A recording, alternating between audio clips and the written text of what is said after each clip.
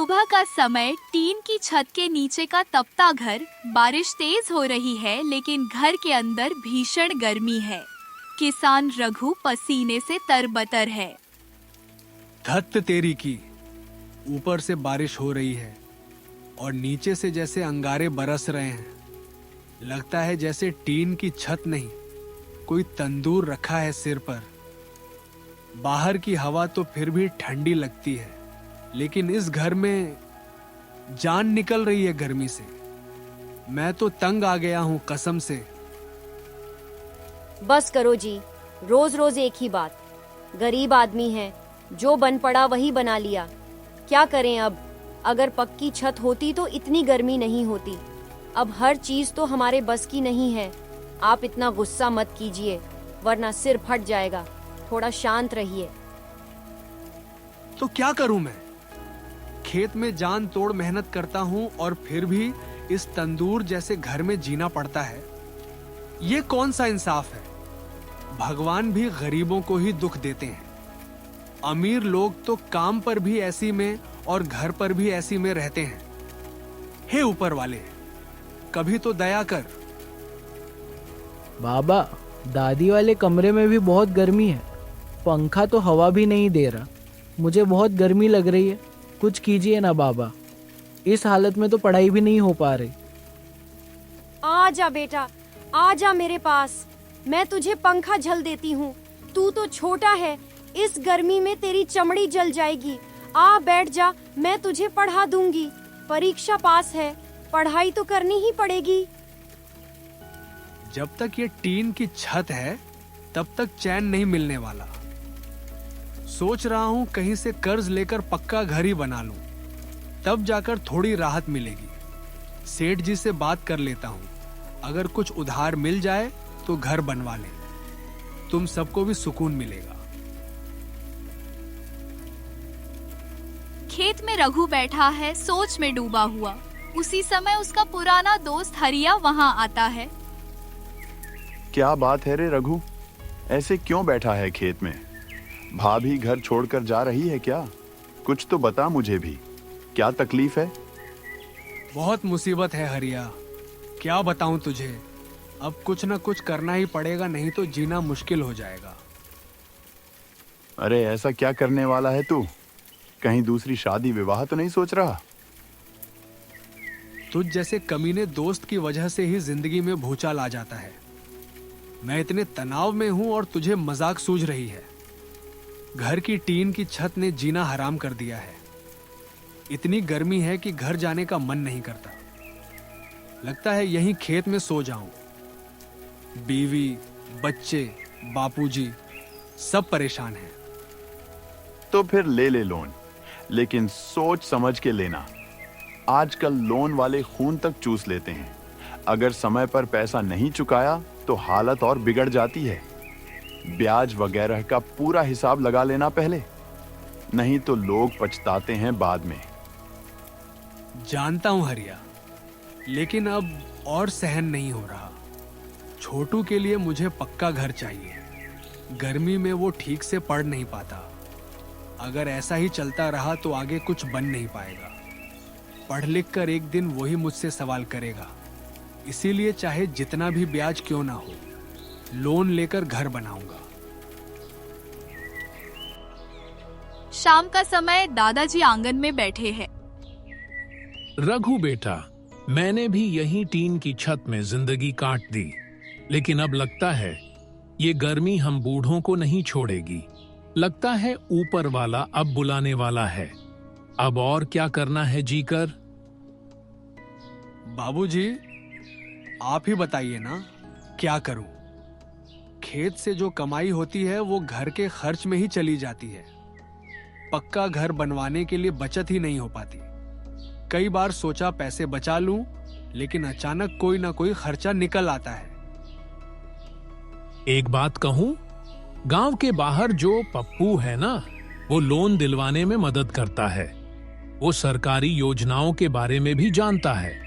उससे बात करके देख ले, शायद कुछ हल निकल आए। गांव के बाहर एक पेड़ के नीचे पप्पू बैठा है। रघु उससे मिलने पहुंचता है। अरे रघु भैया, कैसे आना हुआ? आज मेरी याद कैसे आ गई? बोलो, क्या काम है? भाई घर बनवाना है। अब ये टीन की छत नहीं झेली जाती। ऊपर से बारिश, नीचे से आग। लगता है घर नहीं तंदूर है। पूरे घर वाले परेशान हैं गर्मी से। सुना है तू लोन वोन दिलवाता है, सोचा तेरी मदद मांग लूं। अरे चिंता छोड़, मैं हूं ना, लोन दिला दूंगा। लेकिन एक बात है भाई, थोड़ा कमीशन देना पड़ेगा। आजकल फ्री में तो भगवान भी दर्शन नहीं देता। कमीशन? पहले ही हालात खराब हैं, तभी तो लोन लेने निकला हूं। और तू ऊपर से अपनी जेब भरने की सोच रहा है। तू तो मेरा दोस्त था, तुझसे तो उम्मीद थी कि मदद करेगा। सुन रघु, दोस्ती अपनी जगह, लेकिन काम तो काम है। मैं भी घर चलाता हूं, कोई भी लोन फ्री में नहीं दिलाता। पेपर, साइन, प्रोसेस सब झंझट है। सोच ले, अगर तुझे ठीक लगे तो बता देना। जब भी बोलेगा मैं तैयार हूं। रघु घर लौटता है थका और परेशान। चमेली आते ही उससे सवाल पूछती है। क्या हुआ जी? क्या कहा पप्पू ने? लोन मिलेगा क्या?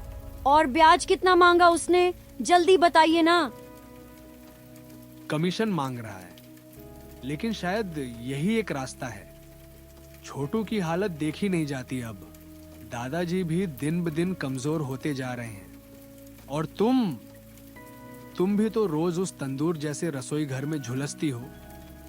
सोच रहा हूं दे दूं कमीशन, ताकि एक पक्का घर बन जाए। मुझे कुछ नहीं चाहिए रघु जी, बस इतना हो जाए कि घर थोड़ा ठंडा हो जाए, छोटू ठीक से पढ़ सके, दादाजी को सुकून मिल जाए और आपको भी ये चिंता ना सताए। मेरी फिक्र मत कीजिए, जरूरत पड़ी तो मैं भी बाहर काम कर लूंगी, किसी के घर झाड़ू पोंछा कर लूंगी। बस आपका बोझ थोड़ा कम हो जाए। बाबा, नया घर कब बनेगा? मैं उसमें पढ़ूंगा, खिड़की के पास बैठूंगा और बारिश देखूंगा। कितना मजा आएगा ना। और ठंडे घर में पढ़ाई भी कितनी अच्छी लगेगी। इस गर्मी की वजह से मैं अपने दोस्तों को भी घर नहीं बुलाता था, वो चिढ़ाते थे मुझे। लेकिन अब बुलाऊंगा, हम सब मिलकर पढ़ाई करेंगे अपने ही नए घर में। बहुत जल्दी बेटा, बहुत जल्दी बुला लेना तुम अपने सारे दोस्तों को। और अब आराम से सुकून से पढ़ाई करना। मुझे पता है तूने बहुत सहा इस गर्मी में, लेकिन अब बस कुछ ही दिन और, फिर तू भी मस्त ठंडे घर में रहेगा। चमेली खड़ी सुन रही होती है, उसकी आंखों में थोड़ा सुकून है। अगले दिन पप्पू रघु के घर आता है। आ गया रघु भाई, देख कागज तैयार है, बस अंगूठा लगाओ और समझो काम शुरू। ज्यादा तामझाम नहीं है, मेरा कमीशन तय है। पहले वो, फिर आगे की प्रक्रिया। और देख, ब्याज 5% है इसमें, पढ़ ले। इतना ज्यादा ब्याज? पप्पू, ये तो लूट है। मैंने सुना था कि तू कम ब्याज में लोन दिलाता है, तभी तेरे पास आया था। ऊपर से कमीशन भी दे रहा हूं, फिर भी ये। भाई लूट नहीं, ये सिस्टम है, वरना गरीब को कौन लोन देता है। और तुझे तो मैं दोस्ती में कम ब्याज पर दिलवा रहा हूं, वरना बाकी लोगों से मैं इससे 2% ज्यादा ब्याज लेता हूं। लेनी है तो लो, वरना जाओ वापस उसी टीन की छत के नीचे गर्मी में पकते रहो। वैसे भी गरीब तो कुछ कर नहीं पाता। रघु जी, छोटू की हालत देखिए, आपको ये करना ही होगा। पप्पू जी, हम गरीब सही, लेकिन हमारी भी इज्जत है। रघु दिन रात मेहनत करता है घर चलाने के लिए, पैसे नहीं बचते, इसलिए लोन लेना पड़ रहा है। लेकिन घर बनाना जरूरी है, छोटू के लिए, दादाजी के लिए और हमारे लिए। चमेली की बात सुनने के बाद पप्पू थोड़ी देर शांत खड़ा रहता है। फिर चुटकी बजाते हुए मुस्कुराता है। अब इसमें मैं क्या समझूं भाभी? समझदारी से फैसला तो रघु को लेना चाहिए। मैंने तो इतना कम ब्याज रखा है, फिर भी उसे ज्यादा लग रहा है। अब आप ही बताइए, मैं क्या करूं? रघु मन में सोचता है। बात अब सिर्फ घर की नहीं है, बात इज्जत की भी है। अगर अभी पीछे हटा तो शायद कभी आगे नहीं बढ़ पाऊं। ठीक है पप्पू, अब देख, ये घर बनेगा भी और हमारे घर में छांव भी आएगी। मैं तुझ पर अब भी भरोसा कर रहा हूं, ये मत भूलना। हम गरीब जरूर हैं लेकिन बेवकूफ नहीं, इस बात का ध्यान रखना। भरोसा किया है तो निभाएंगे भी। और अब काम शुरू समझो रघु भाई। दादाजी खाट पर बैठे हैं, माथे पर शिकन है। रघु पास आता है। बेटा, लोन तो ले लिया है, लेकिन ध्यान रखना, सूद का पैसा समय पर चुकाना, नहीं तो जमीन तक चली जाएगी। मुझे तो डर लग रहा है, ये पप्पू जरूर कोई गड़बड़ करेगा। धोखा देने वाला आदमी लगता है वो। तू थोड़ा संभल कर रहना बेटा, और हर महीने का सूद समय पर भर देना। दादाजी, आप चिंता मत कीजिए, इस बार मैं मेहनत दोगुनी करूंगा। बस आपका आशीर्वाद चाहिए। पप्पू को मैं चेतावनी दे चुका हूं, अगर उसने चालाकी की तो मैं भी चुप नहीं बैठूंगा। आप तसल्ली रखें, मैं सब संभाल लूंगा। बेटा, आशीर्वाद के साथ थोड़ी समझदारी भी रखनी चाहिए। गांव में ज्यादा दिखावा मत करना। यहां जलने वाले बहुत होते हैं। जलने वाले ना खुद कुछ करते हैं, ना दूसरों को करने देते हैं। इसीलिए जो भी करना, चुपचाप करना। बाहर वालों को भनक भी मत लगने देना। घर का निर्माण शुरू हो चुका है। छोटू उछलता कूदता है। बाबा, मेरा कमरा सबसे ठंडा होना चाहिए। उसमें बड़ी सी खिड़की लगवाना। खिड़की के पास बैठकर पढ़ूंगा, ठंडी हवा आएगी। मैं मस्त ठंडी हवा में सोऊंगा। वाह, थैंक यू बाबा, आप दुनिया के सबसे अच्छे बाबा हो। ठीक है मेरे राजकुमार, तेरे कमरे में तो ठंडी हवा भी डांस करेगी, और तू भी। तेरी खुशी में ही हमारी खुशी है बेटा। तू और तेरी माँ ही तो मेरी जिंदगी हो। तुम दोनों खुश रहो, बस यही मेरी मेहनत का फल है। घर बनता देख जो सुकून मिल रहा है ना रघु जी, वो शब्दों में नहीं कह सकती। आपसे शादी करके मेरी किस्मत ही बदल गई। मेरे घर वालों ने जो फैसला लिया था वो सबसे अच्छा फैसला था।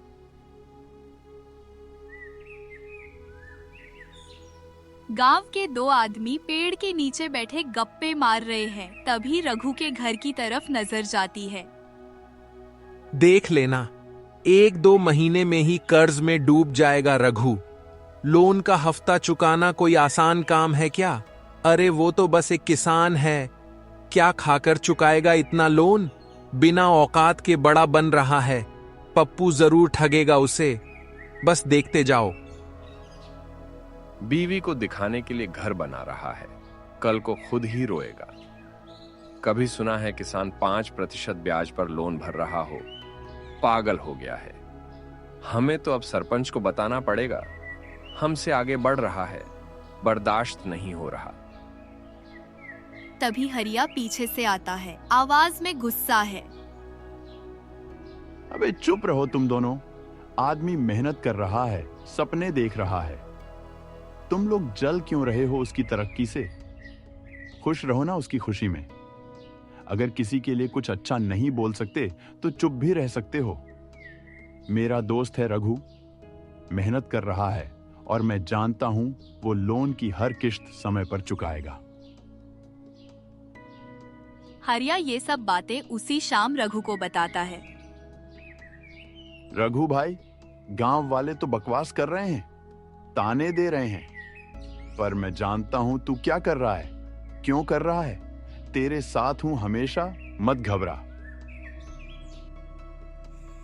रात का समय रघु और चमेली घर के बाहर बैठे हैं। चमेली आज लोगों की बातें सुन रहा था। ताने दे रहे हैं सब, पता नहीं क्यों। हमने तो किसी का बुरा नहीं किया, फिर भी लोग जल रहे हैं। हम कुछ अच्छा कर रहे हैं, उसमें भी कमी निकाल रहे हैं। रघु जी, लोग तो चांद में भी दाग ढूंढ लेते हैं। तुम अपना काम करो और बाकी सब भगवान पर छोड़ दो। इन लोगों की बातें दिल पे मत लो। लोग हैं, 10 मुंह 10 बातें होंगी ही। तुम बस अपने परिवार पर ध्यान दो। तुम सही कह रही हो चमेली, अब मैं इनकी बातों पर ध्यान नहीं दूंगा। एक दिन सबको दिखा दूंगा कि किसान सिर्फ जमीन जोतने वाला नहीं, सपनों की नींव भी रख सकता है। और मेरा सबसे बड़ा सहारा तुम हो। तुम्हारा साथ ही मुझे आगे लेकर जाएगा। रघु, चमेली, दादाजी और छोटू नए घर के अंदर बैठे हैं। घर पक्के छत और दीवारों वाला है। तभी दादाजी कहते हैं, बेटा रघु, छत अब पक्की हो गई ना, अब गर्मी कम लगेगी। ये टीन वाला जमाना गया, अब मैं भी अच्छे घर में मरूंगा। मुझे लगा था जिस घर में पैदा हुआ उसी टीन की छत में मेरी जान भी जाएगी, पर अब मैं सुकून से रहूंगा, चाहे जितना भी समय बचा हो। मुझे तुझ पर बहुत गर्व है बेटा, तू मेरे नाम को रोशन कर रहा है। अगर तेरी मां जिंदा होती तो वो भी तुझ पर नाज करती। हाँ दादाजी, अब छोटू भी चैन से सोएगा। ना बारिश में पानी टपकेगा, ना गर्मी में तंदूर बनेगा घर। हम तो बारिश में भी पसीने से भीगते थे, अब देखिए आराम से बारिश का मजा लेंगे हम। मेरी ममता को आज सुकून मिला है। घर नहीं, मंदिर बनवाया है आपने रघु जी। लोग सच ही कहते हैं, पति परमेश्वर होता है। आपकी पत्नी होने पर मुझे गर्व है रघु जी। गांव की गलियों में एक कोने में 2 आदमी खुसुर पुसुर करते हैं। ऐसे कैसे हो सकता है? रघु जैसे किसान का इतना बड़ा घर, कुछ तो गड़बड़ है। हमसे आगे कैसे निकल गया ये? कुछ ना कुछ करना पड़ेगा, नहीं तो बड़ा आदमी बन जाएगा। इसे अभी रोकना होगा। पप्पू से लोन लिया है ना, अब इसको फंसा देंगे। पता नहीं कौन से कागज दिखाकर लिया है लोन। ना नौकरी करता है ना कारोबार, कैसे मिल गया इसे लोन? तो चलो सरपंच जी के कान भरते हैं। कहते हैं कि फर्जी कागजों से लोन लिया है, सारा खर्चा फालतू कर रहा है, गांव का नाम खराब करेगा। गांव के कुछ लोग और सरपंच रघु के दरवाजे पर आते हैं। रघु और चमेली बाहर आते हैं। रघु, सुन, तूने जो लोन लिया है उसकी जांच होगी। गांव में अफवाह है कि तूने फर्जी दस्तावेज दिए हैं। लोग कहते हैं कि तेरे पास नकली कागज हैं। अब बैंक अधिकारी आएंगे और सब जांच करेंगे, फिर जो सच निकलेगा वही आगे होगा। क्या? मैं एक किसान हूं, मेहनत से लोन लिया है, सब सच है। मुझे भी दिखाओ कौन है जो कहता है कि मेरे कागज नकली हैं। हमारा अच्छा होता, किसी से देखा नहीं जा रहा। सरपंच जी, जब टीन की छत में तंदूर बन रहा था तब किसी ने नहीं पूछा। अब जब मेहनत रंग लाई है तो सबके पेट में दर्द हो रहा है। मेरा बेटा गलत नहीं हो सकता, सब असली कागज हैं, मैं खुद बनवा कर लाया था। लोग सिर्फ जलते हैं क्योंकि ये अब आगे बढ़ रहा है। बात अफवाह की है रघु। अगर जांच में सब ठीक निकला तो मैं खुद सबसे पहले माफी मांगूंगा, लेकिन जांच तो जरूरी है ताकि अफवाहें रुकें।